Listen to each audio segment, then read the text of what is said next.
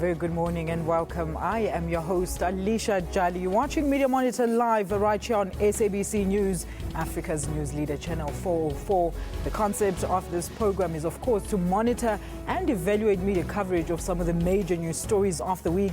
We look at the story that did not make headlines and also look at the story behind the story. The aim of the show, once again, is to put the media in the spotlight. In our lineup today, we look at the media coverage of Freedom Day in South Africa, as well as the freedom of the press. We ask our panel, why is the AMCU story only gaining prominence in the media when negotiations resume? We also look at whether media has been able to keep up with the pace and cover all elections-related developments as May 7 draws nearer. And lastly, we'll discuss the media coverage of the major stories outside South Africa, like the Boko Haram, the South Sudan massacre, the violence in Egypt, and the ferry disaster. So do stay tuned right here on Media Monitor, the Freedom Day edition. A very good morning to you. Now, to give us an analysis on media coverage of these major stories, let's welcome Advocate Robin Sulao from Durban University of Technology, joining us in studio for the first time today. Mr. Jacob Mujokoro, lecturer at Damelin. We're also joined by Mr. Raymond Lowe, who is a veteran South African journalist and media freedom activist, and currently the chairperson of MISA South Africa. We also have Dr. Somadoda Figeni, a political analyst, who will be joining us at our Pretoria studio later on. Remember, you can be part of our discussion today by calling us on +2711 714 6847, 714 6843, 714 6857. You can also share your views and comments on Twitter at SA Media Monitor and like our Facebook page, Media Monitor. A very good morning to you once again.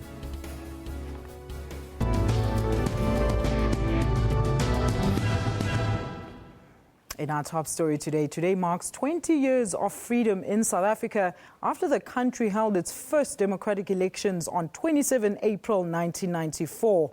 Millions of South Africans in different parts of the country organized various events to officially celebrate this historic and memorable day. Media Monitor went out to ask citizens what this day means to them. Let's hear what South Africans across the spectrum have to say about this historic day.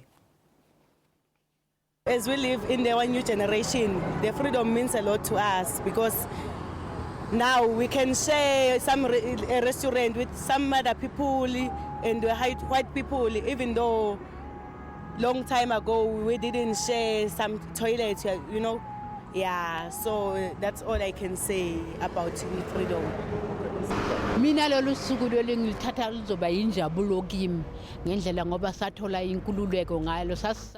This is a happy day for me because it's the day that brought us freedom. We are able to work here free because of democracy. During apartheid, I would not be able to work here because they were going to ask me for permit, but now we have freedom. Because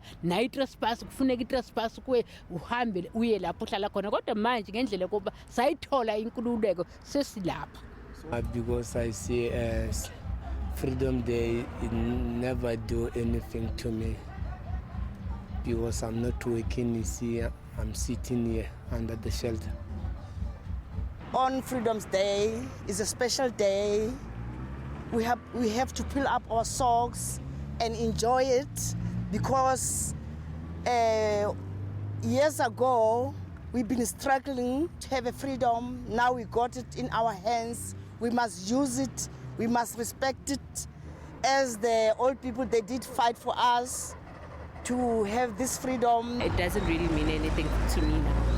I can say it's just a normal day because people don't really pay more attention to what people back then did for us. So now it doesn't mean anything to me. Yeah, I think it's almost become a circus, you know, a competition amongst all the parties, and it's got nothing to do with any of us as people. So we've literally we've stepped back and we've decided to just take things upon our own hands, you know what I mean? So we're at a point where no one even cares about going to vote.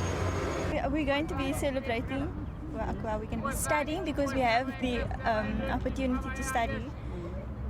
It's like if 20 years ago, most non-white people wouldn't be able to be in like the situation that we're in now.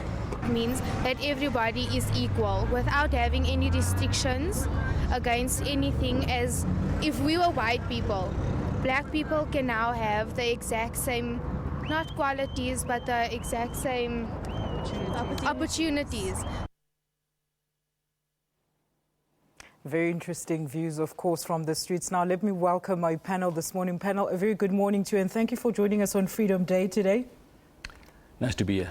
All right. Now, gentlemen, let's start with this. As we've just heard some of the views from very young people, it's very worrying to hear that some of them think this is just a normal day and it's lost meaning. Now, 20 years later, would you say, given the current state of the country, are we still supposed to be celebrating Freedom Day? Is it still worth celebrating? And has the media done its part by encouraging all the young people, especially the young people, to be part of the celebrations? Let's start with you, Advocate. Yes, I think it's a day to celebrate. You know, lots of gains have been made, lots of lessons have been learnt, lots have been achieved in South Africa, but there's still a long way to go. I think we still need to nurture our democracy. We still need to protect our democracy, advance our democracy. But really, what is really democracy? What does it really mean for people in this country? And I would say that, can we create more spaces for people to exercise their democratic right? As well as how can we give South Africans more choice in our country? Mr. Raymond Lowe. Yes, certainly. It's certainly a day worth celebrating. We've come a long way. I agree with Robin that, in fact, there's a long way to go. We need to do a lot more things in the way of strengthening the democracy, strengthening the legislation to build the democracy, and certainly to improve our democratic practices. I think that those views, I was impressed by the last view, or the last few views, where they suggested it was just an ordinary day. But it's not just an ordinary day. It's a very special day. And in fact, when you look at the way the newspapers have handled it today, yes, for instance, the Sunday Independent, here's to 20 more years. The Sunday Times this morning has got a whole supplement devoted to this particular day. So it is a very special day, and we record it as such. Jacob? Yeah, has media done enough to encourage the youngsters to be part of these celebrations? I would say, firstly, I would expect even 100 years from now, Freedom Day to be celebrated in South Africa. And that is where the media comes in. The media needs to keep on emphasizing and reminding people, what does Freedom Day mean? And I would say, on the whole, the media has done enough. It has done well, but the problem with the media in South Africa, it is a funny problem really, is the plurality of the media in South Africa. There's just too much media. It's too diverse. So what it means... I wouldn't agree with that. Obviously, Raymond will not agree. But what it means is that some of these messages that are coming to us get lost in the diversity. Absolutely. You as the SABC, have been doing a splendid job of covering the Freedom Day, even on SABC too. But other medias, are they doing the same thing? So it means that those people who have got access to many more media might not necessarily be attuned to what is going on with Freedom Day. So it is a unique problem, because the diversity of the media and plurality of the media is an expected thing in democracy, but then it has got its own dialectics. Have we found that media has sort of made this more of a black day or a black thing instead of everybody in the country when we got into freedom? Mr. Lowe? I wouldn't say that they regard it as a black day. I mean, if you look at the headlines in the newspaper, it's anything but a black day. There was the Star last night, for instance, it's devoted its front page to celebrating 20 years of democracy. And as I pointed out, the Sunday Independent this morning and the Sunday Times. Yeah. I certainly don't think that the media in their coverage are indicating that this is a day to be mourned. In fact, they emphasize that it's a day to be celebrated, and celebrated with a great deal of joy. Alicia may just add, apart from the media celebrating or help celebrate our democracy and instill pride in South Africans, I think it's also the task, the job of civil society. I also think the educational institutions have a role to play. I think everybody in this country have a role to play in ensuring the youth of this country understands where we've come from and why we should celebrate this day, as a very significant day in the history of South Africa. Thank you very much. Now, gentlemen, on Freedom Day, South Africans recommit themselves to heal divisions of the past and firmly establish a society based on democratic issues, social justice and respect for fundamental human rights. Do you think that the media has highlighted all these issues from 1994 up to date when reporting about this day? Let's start with you, Jacob. Okay, I want to first disagree a bit with Raymond here about the coverage of the media. Your question was, is it a black day in the media? Is it a black or white celebration? Yes. On the day, the coverage of the media in terms of Freedom Day is quite wonderful. But the lead up to, when they're covering Freedom Day and the days, weeks, months leading up to Freedom Day, you would think that South Africa has gone back 100 years from 1994. Yes. But the media should be highlighting the gains that have been made. The gains that have been made since 1994. Even at the same time, they need to highlight where the country needs to improve. But the media is much more interested in bombs and bazaars, the negatives, probably because they sell. But the lead up to the reporting of Freedom Day is not desirable, if I may say so. I think it can be done in a better way. In which better ways can it be done, Mr. Raymond? Well, I don't agree with you. I think that the media have, in fact, highlighted the meaning of Freedom Day, which is, in fact, But to who, Raymond? That's what we want to establish here. Who have they highlighted it to? Who is it important to? To the readers. The readers are now have the kind of information that was at one stage denied Both to black them. and white readers. And that is part of freedom. And without that type of information, you regard it as negative information. Well, it may be regarded as negative information. I actually regard it as positive information, as something which is highlighting the defects in our society that should be attended to and should be repaired, and given a lot of time and effort to repair them. And you can't do that unless you know what's going on. And not just what's going on in a sort of happy-go-lucky way, but what's going on in the deficiencies that plague our society. So they should highlight both the deficiencies, not just the deficiencies. Advocate, is there anything? Yes, I would say that, in as much as the media has to play an objective role, I think the media has a development role as well. Yes. And it comes under the notion of development journalism in our country. How can the media report objectively, but really highlight issues yes, on an ongoing basis, and not when I call it the flavor of the month. Stories. All right. Now, gentlemen, the 20 years of democracy is about celebrating what we've achieved as a country and reflect on our achievements that we've made. Do you feel that the media has reported fairly on these achievements as much as the deficiencies that Mr. Lowe was talking about? Raymond? I think they have, in fact, reported the sufficiently. Well, I wouldn't say sufficiently, but they have certainly reported on the achievements that this country has made. One must understand that to report that everything is fine would be giving a false impression of the country and would be raising expectations that, in fact, things are going to be better than they really are. I mean, that's why we have service delivery protests, is because we are not achieving what we should be achieving. And it's important for the media to be highlighting those, as well as saying the other things that are being achieved. But don't forget, more of the other. But don't forget that during this election campaign, we've had the ANC talking about the good story. Okay, Mr. Lowe, I have to take a caller. Reported. All right, let me take a caller very quickly. Mr. Temba from Witbank, a very good morning to you. Thank you for joining us on Media Monitor. Good morning, ma'am. How are you? We're very well, thank you, Temba. Please go ahead with your comments, sir.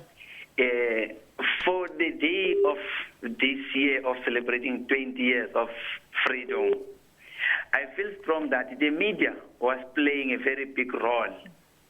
The only problem of the media doesn't put all the sides of what is happening in the country and the good stories that we have in this country.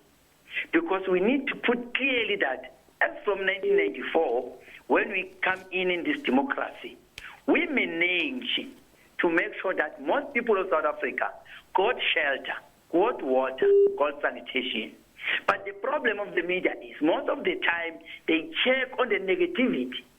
If you're a human being, you've got mistake. So that is why, as we are going to vote this year again, we want the party that will take us forward so that we achieve more in this country. For me, as I can say now, we wish that people, they must come strong that and support that view of we did more, a lot in this country for these 20 years that we are having. Thank you so much, Prathemba from Witbank. Thank you very much for your comment there. Well, when we return, we're going to discuss the media coverage of the press freedom. Are we, as South Africa media, completely free? Well, join the discussion by calling us on +2711 714 6843, 714 6847, 714 6857. Share your views and comments on Twitter at SA Media Monitor, and of course, like our Facebook page, Media Monitor. Don't go anywhere. We return shortly after this.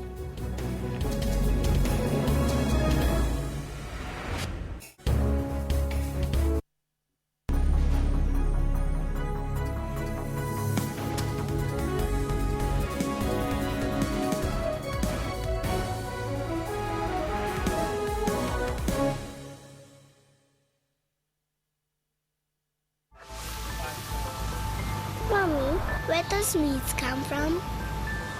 That's a good question, my darling. All our meat must come from healthy animals. It's our duty to make sure that the meat we eat is healthy and nutritious.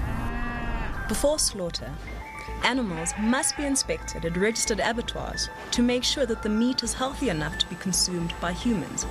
Only inspected meat is marked with a stamp of approval. That is why it's important to ask our butchery where the meat comes from and to look for the stamp of approval when buying meat. Mommy, where do babies come from? You ask too many questions, my darling. Remember, uninspected meat is not safe meat. Your health is your responsibility. For more information, contact the Department of Agriculture, Forestry and Fisheries at 012 319 7515.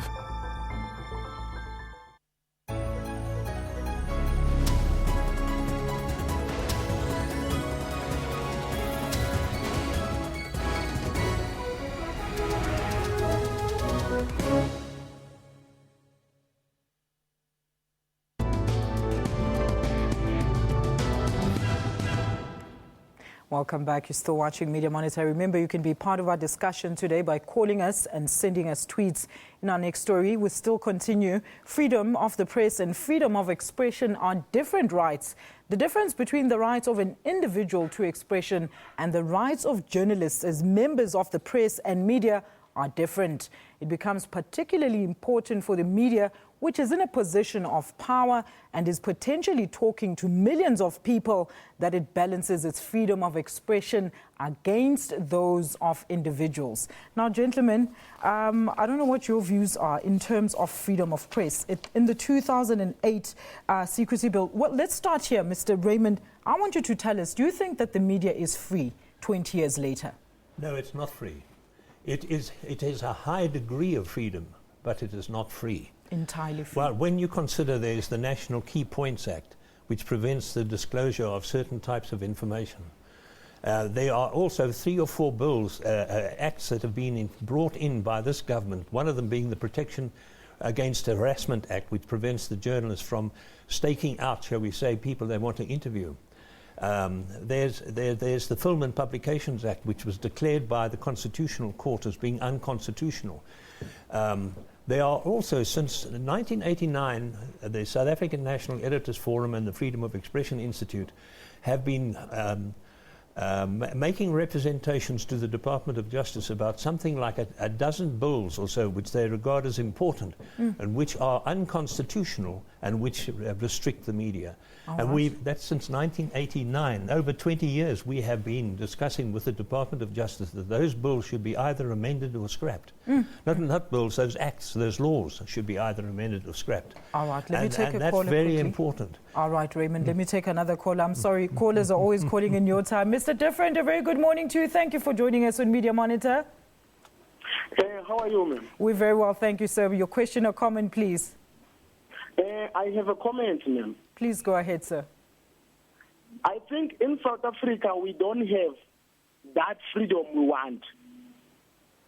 In South Africa, when you say something, They will try to investigate you by all means. But when they want to speak, they'll speak everything they want to you. Why? Because they are leaders. Why are they not free us to talk what they want, meanwhile they talk what they want to us? I think that's not freedom of speech. We have freedom of expression. When you try to express yourself in whatever language you want to express yourself, they will say, no, sir, please, use the international language. Why? For what good reason?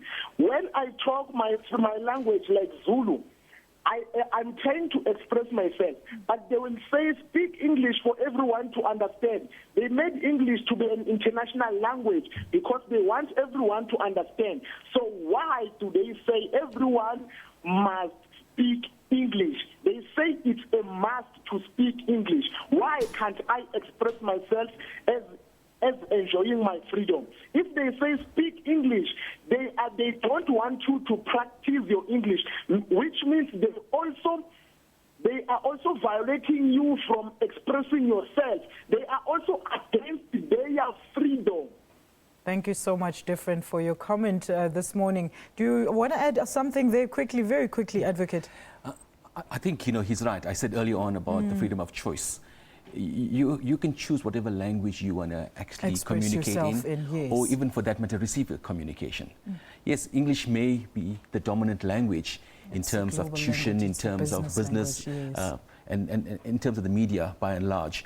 But really speaking, citizens are entitled to the language they are comfortable with. Absolutely. And it's very interesting that he said that, because I was going to ask, group campaigns like the Right to Know are vocally opposed to the secrecy bill. But now, do you feel that the media has properly informed the masses what this bill entails and what it suppresses? And do the people understand what it would mean to have their right of expression taken away from them? Jacob.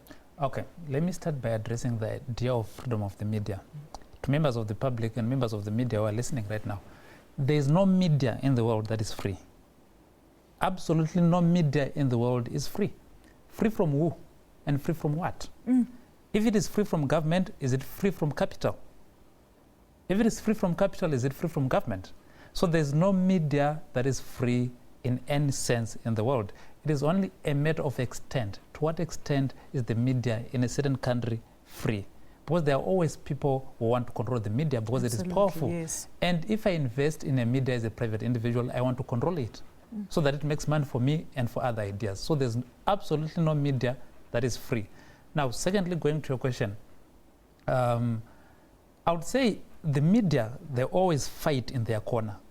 When they feel threatened and when they are under threat, they always fight in their corner. And when they are fighting, they fight dirty. They don't give us both sides of the story.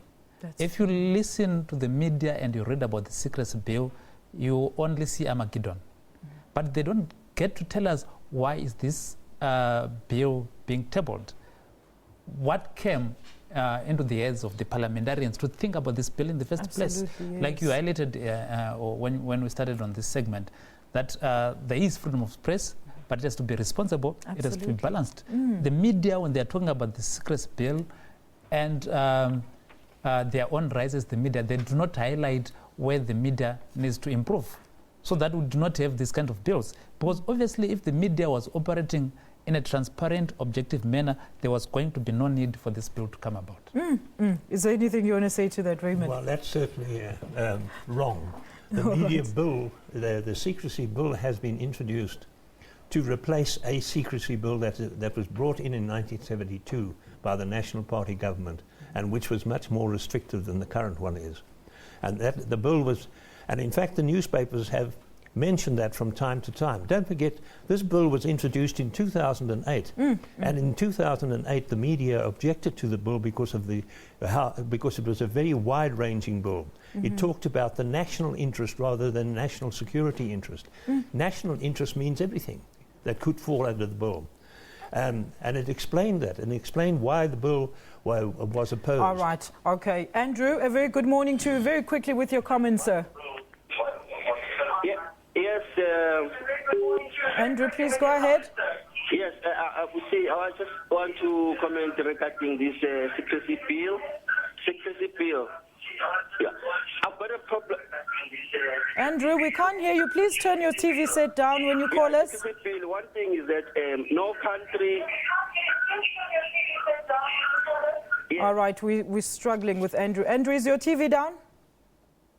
All right, we seem to have lost Andrew. Well, when we return now, we're going to look at the coverage of the AMCU strike. And remember, you can be part of our discussion by calling us on those numbers that are appearing at the bottom of your screen. Share your views and comments on Twitter at SA Media Monitor, and of course, like our Facebook page. Stay with us. We will return shortly after this.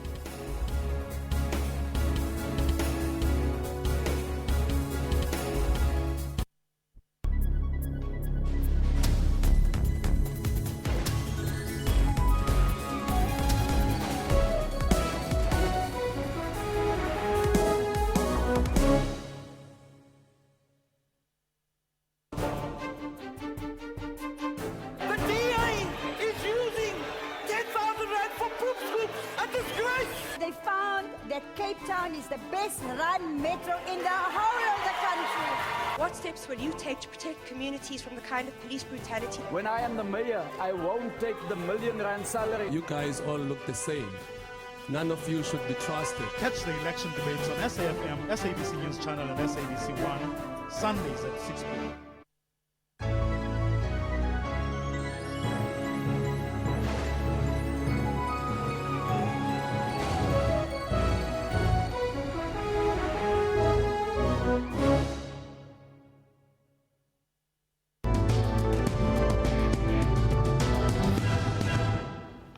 Welcome back. You're still watching Media Monitor, and you can be part of our discussion today by calling us on the numbers that will appear at the bottom of your screens, and contact us on Facebook as well as on Twitter.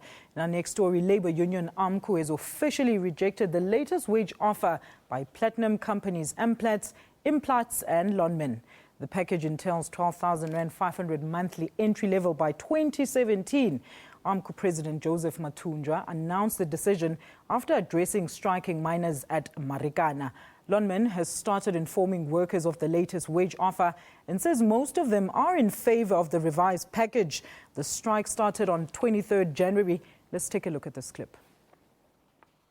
The mining houses were putting the guaranteed package, of which is not what the demands were. So our members are steadfast on their 12,500 in 4 years. They've rejected that offer. It includes the medical, it includes the pension, it includes the allowances. So that is a guaranteed package that the employer is giving. And then for the demands was 12,000 on basic salary. We've commenced with mass mobilization where we are going directly to our employees. We've been engaging with our local stakeholders. We've been engaging with stakeholders, chiefs, hoshis, indunas, in labor sending areas in Rustenburg to be able to reach our employees. We have believed that they should accept. The strike has cost us as the producers over 15 billion rand as we speak. It has cost the workers over 7 billion in terms of wages. So all of us are losing, all of us have lost. We get the message, we understand the challenges that all of us are facing, but I think reason must now prevail. We must all get back to work and fix the problems that we have and continue working at least while we are fixing those problems. Now, panel, it just seems to me there's more to the story, but it seems that the media is finding it very difficult to connect the pieces of the puzzle together. Jacob, this is a point that you actually mentioned once. Do you think that the media is fatigued by the story, and why should they be? Okay, in this particular case, I don't think the media is fatigued by this story. But I think the media, by their very nature, they do not care about poor people. Like you indicated, they were quiet all along about this until negotiations reopened. That's when they started talking to us about what is going on. This is simply because the owners or the management of the mines, they're now coming out to say A, B, C, D, F, and G. But there is actually a human story that is going on at these mines that the media is not interested in, because the media is not interested in poor people. They are only concerned with the powerful and the rich, which negates their very purpose in society. Yes. So the media is simply concerned with the powerful and how they are going about their business. That is why we now see them coming back to tell us what the management of the mines are saying. Do you agree, Advocate? It's a question of what bleeds leads. I fully agree with Jacob. I mean, there's a story behind the story. Absolutely. 70,000 miners on strike. For 3 months. I haven't heard those stories. I haven't heard the stories behind the story. We've got miners who are on strike living out in the Eastern Cape, in Zimbabwe, in Lesotho, in Swaziland. Has the media gone out and found out their stories? No faces to the stories. Those miners have families. Have we looked at, have we investigated, have we analyzed the plight which these families are enduring at the moment? Mr. Lowe. I think there has been a slight deficiency in the press in not covering to the full extent the poverty that has been brought about by the strike and what has happened to the families. But they have done a certain amount of that. Not as much as I think they should have. But it's not only the story about the family, the story about the wealth of the country is involved in this. And the media has concentrated on that because of the damage to the economy. And there's severe damage to the economy with this prolonged strike. There have been stories about the business slowdown that has taken place in places like Rustenburg, etc., as a result of the miners not being able to spend money, and that is a factor which is very important, because if the economy of a town declines to such an extent, that town could become in fact a ghost town, and in fact there have been warnings of that happening. So the story is not just about the miners, the story is about the whole complex, that is the mine owners, what is happening at the mine, whether the mines are going to close down. They've already started selling off some of their divisions. And that has already been warned against. Are they going to mechanize, in fact, throw a lot of people out of work? Those stories have been written. And then also the effects on the national treasury. The lack of income that will result as a result of taxes not being paid. So there is a large amount of stories, a large number of stories relating to the strike, which have been covered, maybe not with the full intensity that they should have been, but they have been covered. Absolutely. Thank you so much, Raymond. Jerry from Kimberley, a very good morning to you, and thank you for joining us on Media Monitor. Your comment, please. Jerry, are you with us on the line? Yes, I'm still on the line, madam. How are you? We're very well, thank you, Jerry. Thank you for holding. Please go ahead with your comments, sir. Yes, I'm still on the line. Please go ahead with your comments, sir. Regarding the AMCU strike, madam. Yes, Jerry. Yeah, the thing is, I think those people, they've got the right to be still on the strike. And go on, Jerry. And then because a lot of blood has been shed, so yes, I say a lot of blood has been shed. So they really have to get what they want. That 12,500 is the exact amount that they should be getting. There is no way they can turn back. Only the investors must come up with a contingency plan going forward. Yes, those people, they have already lost the 3 months of their pays. But if I was part of them, I would still be on strike.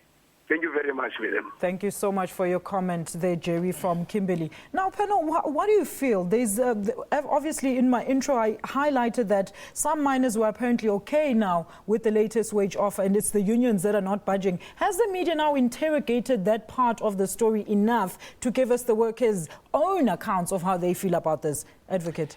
Yeah, I mean, the media hasn't quite covered that sufficiently enough. And I think it brings out the element of trust / distrust. Is the unions now saying the companies are going directly to our membership?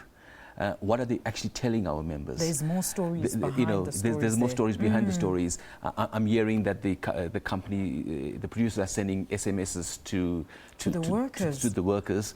What messages are being sent out?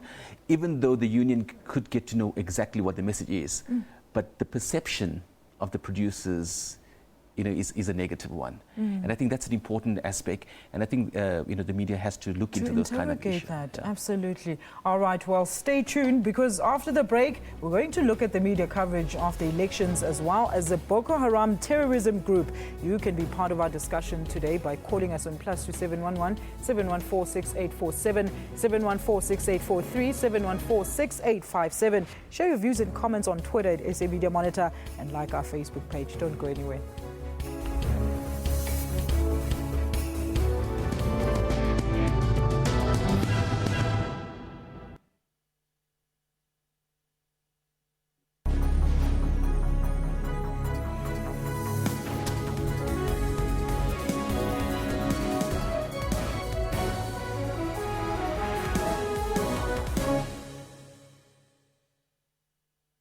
Two explosions, at least one caused by a suicide bomber, rocked Iran's embassy in Lebanon this morning, killing at least 23 people, including an Iranian cultural attaché. South Africa will meet the 2015 deadline to move to digital terrestrial television. That's the assurance from the chairperson of Parliament's Portfolio Committee on Communications, Eric Kolwane. The minister is busy making submission to Cabinet, and then Cabinet will be seized with the matter. I hope that it will be resolved immediately. That's Primetime News, daily at 6 p.m. on SABC News.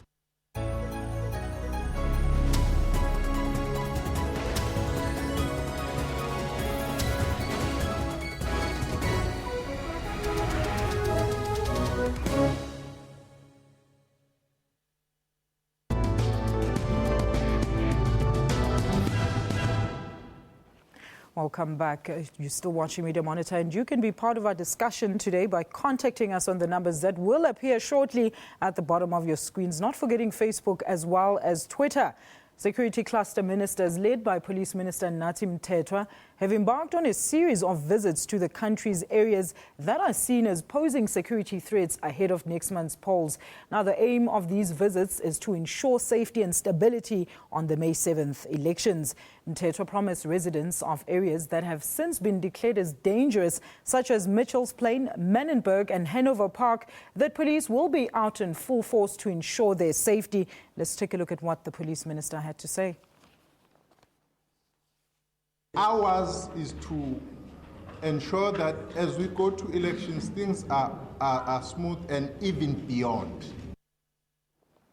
All right, now panel, during the recent community protests, some residents threatened to disrupt elections. Has the media gone back to those areas to interrogate the seriousness of those threats and, of course, assess the situation now as we're getting closer to the polls? Mr. Raymond Lowe.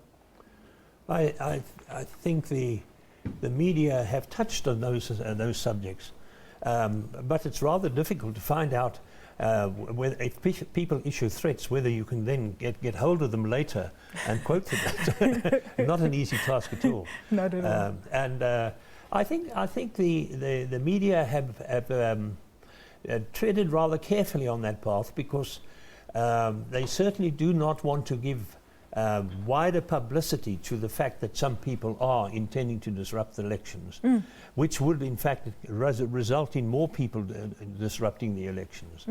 So the media would treat that with a degree of sensitivity, I would think. All right, before you answer that, Advocate, let me take Mashudu on the line. Mashudu, thank you for holding on the line. Please go ahead with your question or comment, sir. Thank you. I would like... Go ahead, Mashudu. Yes, I'm with you. Please go ahead. I would like briefly to talk about Freedom Day, to say that Freedom Day is a very most important day to be celebrated, because previously we were divided to a certain extent that other people could be classified as they cannot be able to become chartered accountants or engineers. So today we have to appreciate that all together we can be people who are capable of doing different things and realizing our qualities. That is very most important. However, the other thing that I think is also most important on the media, I've realized something during UEFA Commission. In media, you must take into account that there is a expectation of a profit, and then there is no any service that will be delivered at no cost. As such, there is a certain negligence towards certain information that people will need, and then they focus on certain things that they could generate income for those medias. So I think that is where there is a problem. However, there is a freedom of media in South Africa. People, they cannot be arrested to take a picture of a certain specific person by the government. It can never happen, that thing. So I think there is a freedom, and then in strike that it's around the minds. I think negotiations are most important. People, they must make sure that they don't negotiate in a manner that the economy will eventually fail us. Thank you so much. Thank you so much. Thank you so much, Mashudu, for a valuable point there. Now, Advocate, before we took the caller, you wanted to add quickly on Mr. Lowe's point. You know, we all understand the robustness of elections. Mm-hmm. But I will venture to suggest that the non-negotiable concept of free and fair elections starts before the election day. Absolutely. And I think that's where the media needs to play a role to ensure safety and stability and the security of people and areas around the country. I noticed at the start you mentioned areas in the Western Cape. Yes. But I think there's also other areas all over the country that need the necessary attention. And we know Natal Midlands is one of the hot spots as well. Absolutely. Now, Jacob, there have been numerous calls by opposition parties for IEC Chairperson Advocate Bansi Tlakula to step down. Why isn't the media interrogated all angles into these allegations by these political parties? If they think that these could compromise the outcome, then they should really tell us what's really going on here. Media should be interrogating this. Jacob? Absolutely, yeah. But in my view, I thought that the media, some time ago, a month or so ago, they really did speak about this furrow concerning the IEC.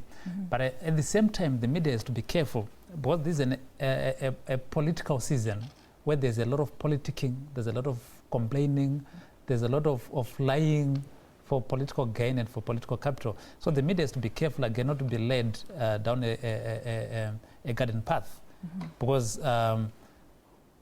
if there is a case that this woman is to answer, I'm sure they would have gone further to interrogate what is really going on. But probably I'll have to give the benefit of the doubt to the media here. I don't think there is probably a big story to really answer to this case. That is why maybe they're taking a hands-off approach now. That's my thinking. Is that how you feel, Raymond? I think the media have, in fact, discussed what the allegations against Pansy. Absolutely, yes. They've mentioned it, and they have now concentrated on her reaction. She's going to court over this issue. Yes. And the media have been following that line. Yes. It's all up to the electoral court to actually make the final decision. So we're waiting for the outcome, basically. That is correct. And also... But do people even understand what's the difference between a magistrate and an electoral court, Raymond? Has the media explained that to the people? Well, I don't think the media's job is to explain the differences. Well, they can highlight for the people and make it easier for our people. I mean, it is their readers. Well, for the media to become an educational institution of that kind would require a great many more pages than they're able to master. All right. Is there anything else you want to add very quickly? I mean, I slightly differ with Raymond. I think the role of the media is to educate society. Absolutely. The media is largely dependent on society for the stories that it writes and it covers. And to inform the society and for the society to be in a better position, I think the media needs to educate society. Absolutely. Thank you very much. And we'll leave it there for that one, gentlemen. Let's move on to our next story now. Nigerian President Goodluck Jonathan held a meeting with security chiefs, state governors and government ministers to secure the safe release of more than 200 schoolgirls abducted by the Boko Haram in northern Nigeria.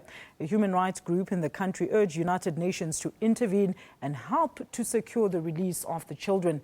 Let's hear what one of the victims who escaped and the teacher at the school had to say about the incident. We thought they were soldiers and they asked us to board a vehicle which was headed towards Damboa. And my friends and I jumped from the vehicle and ran back home because we realized they didn't look innocent to us. They trooped in around 11. Then they said the army let the children not run away. They will rescue them. After they bomb everything, then they pack them back to Moa. They drop them to Moa, then they put them into a car and run out with them. So this is what is actually happening. All right, before we move on with that discussion, let's take Lawrence from Sharpeville. Lawrence, a very good morning to you. Thank you for joining us. Your question or comment, please, sir. Morning, ma'am. How are you? I'm fine, and thanks. It's Lawrence Makaka speaking from Sharpeville. It's a piece of face one. I'd like to take you back to the media coverage issue, whereby I think the media is biased in reporting some certain issues, more especially on townships that are lesser known. Like I can tell you, issue of Sharpeville, whereby today we celebrate democracy and 20 years of getting whatever we've got today, which is the rights and the preamble of the country saying we've got this right and that right. But I can tell you in 1960 issue where the media doesn't cover it and expose it clearly so that we can understand what happened and where we are today because of those actions that were taken in 1960. And then again in 1984, 3 September, we are where we are today because of the collapse of the economy of South Africa by the people who are less marginalized today, which were marginalized on that particular time. They are still even marginalized today. And then we know that today is democracy, but we gain nothing from 1994 till now. I'm still living in the storage space now where I am. I still don't have a playing ground where my kids or the people around the community can play on. So I fail to understand what can I celebrate democracy for, because there are no valuable things that they can celebrate democracy out of. So I thank you, man. Bye. Thank you so much, Lawrence from Sharpeville. Anything you want to say about his comment there, Advocate? I think he makes some valid comments, very pertinent and very realistic as well. I think, you know, that's the beauty of our country. We got citizens that keep reminding us that, you know, there's still very much that still needs to be done. Let me take Elias and see what he has to say. Elias, a very good morning to you. Thank you for joining us on the show. Elias, are you on the line with us? All right, I think we seem to have lost Elias. Let's go on with the Boko Haram story. Why is South African media not giving headline coverage to major stories making headlines outside of our borders, like this very important story of the Boko Haram? 200 girls still missing. Fathers have taken matters into their own hands to go into the jungle and look for their daughters. Media is not helping at all. Advocate. Absolutely heartbreaking story. You know, one person kidnapped is one person too many. You get children kidnapped here, and these are females. You're right. You know, why is the media not giving this sufficient coverage? You know, how can we put pressure, you know, on the group to release these young girls? Expose them. I can imagine what they're going through, or should I say, I can't imagine what they're going through. Their parents and even the country as a whole. And this is not just a country in another part of the continent. This is an African story. Let's cover it, because tomorrow it could be our child. It could be our, yeah, absolutely. Jacob? Yeah, I think there's a huge problem with the South African media. I know Raymond will disagree with me, but there's a huge problem that I find with the South African media because they don't situate themselves in Africa. No. Besides covering stories that are happening in South Africa, they then go to the West. They cover stories that are going on in America and in Europe. They don't care about the rest of Africa.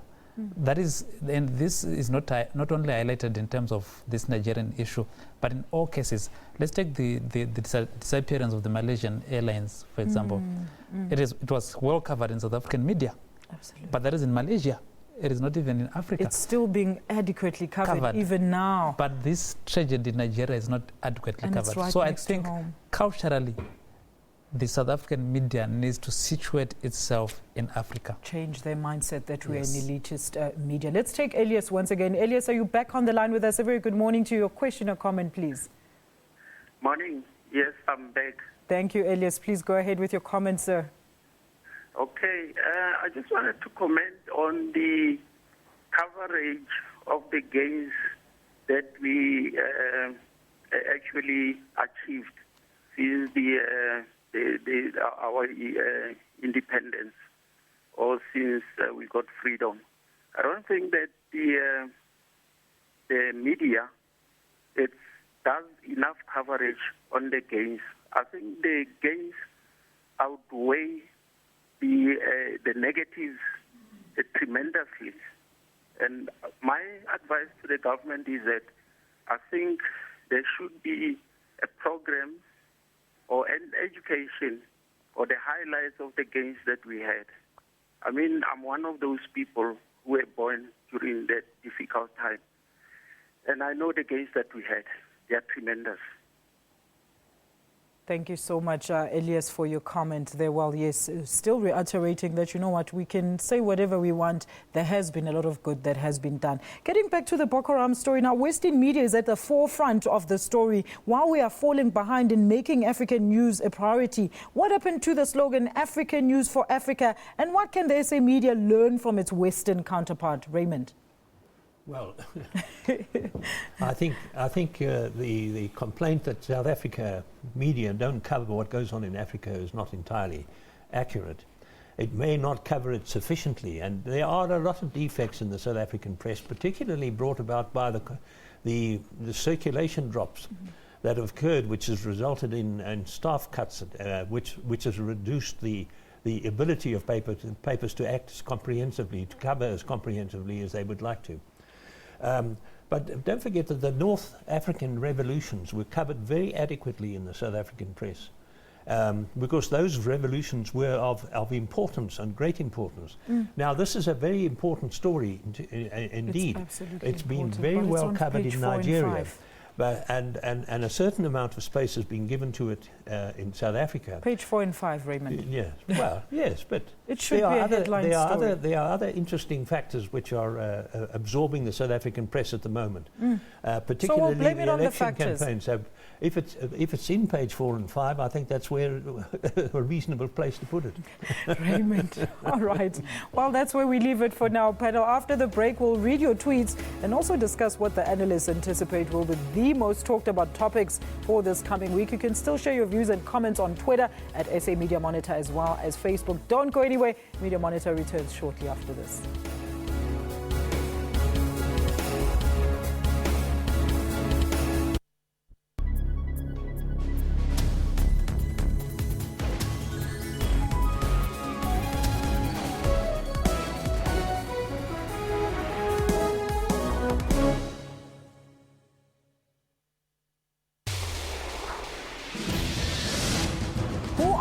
You ask? This is who we are. We are technologically driven. We are unashamedly Afrocentric. We advise you not only on legal matters, but on health issues as well. We bring imagination to life. We celebrate arts and culture and lifestyle. We tackle life challenges head on. We dig deep. We probe. We question.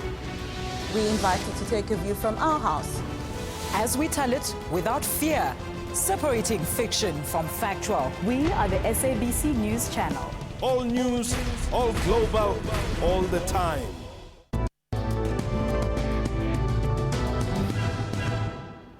And welcome back. This is your final segment, of course, of Media Monitor, where we get to read some of your tweets on some of the topics that we've been discussing today. Let's hear what some of your views have been today on the show. Let's start with Oscar the Legend. Says, South Africa has a long way to go, starting with changing the mindset of the people in power. Thank you so much at Oscar Gumede for your comment there. Let's take Violet. Says, we still have no clean water in Sikukune after 20 years of freedom. Nothing to celebrate. Thank you so much, Violet, for your comment there. Let's take Usbusiso Ndebele. Says, yes, we've got a good story to tell, but for the next 20 years, let's fight corruption and labor brokers. Usbusiso Ndebele bringing us solutions today. Thank you so much for those solutions, Buti. Next one is KG. Says, is Matundra's and AMCU leaders' children to go to bed on empty stomachs? All right, that's the end of that comment there. Let's take Sal says they should dump AMCU membership, talking about the AMCU story. Last but not least, I think workers must take the offer from Lonmin so that they can go back to work. Thank you so much, Victor Manyonya. Last but not least, our loyal viewer, Mazwaivo Klega. If the people they are representing are not satisfied with the latest wage, AMCU can't do otherwise. And of course, thank you so much for your tweets. Then our panel, what do you anticipate will be the leading stories this week? Starting with you, Mr. Raymond Lowe. Well, I should imagine that the The election will, of course, absorb the greatest amount of attention. And also the AMCU strike, whether in fact the mine managers have been able to convey their story to the workers, and whether the workers have accepted. All right. Thank you so much, Raymond. Very quickly, Jacob, your leading story this week. Yeah, I can't see beyond the elections. More electioneering, more lies, more complaining to ICASA and everything. Thank like you that. so much. Advocate? I agree with AMCU and the elections. Don't forget historic moment, a bust of Nelson Mandela tomorrow, and also the son of KZN, the son of South Africa, Joseph Shabalala, receiving a Lifetime Achievement Award. All right, let's Workers' Day on Thursday. Absolutely. And World Press Freedom Day on Saturday. Thank you so much to my panel today for your insightful views, and our viewers' contributions and suggestions is highly valued. Remember, you can email us your views about the show at mediamonitor@sabc.co.za. Share your views and comments on Facebook. Go to www.facebook.com/Media Monitor. And of course, like our page, you can also follow us on Twitter at SA Media Monitor. Thank you so much for watching Media Monitor. Join us again next week, same time, same place. That is right here on SABC News, Africa's news leader. For myself, Alicia Jali, and the rest of the team, have yourself a blessed Sunday and have a fantastic Freedom Day. Goodbye.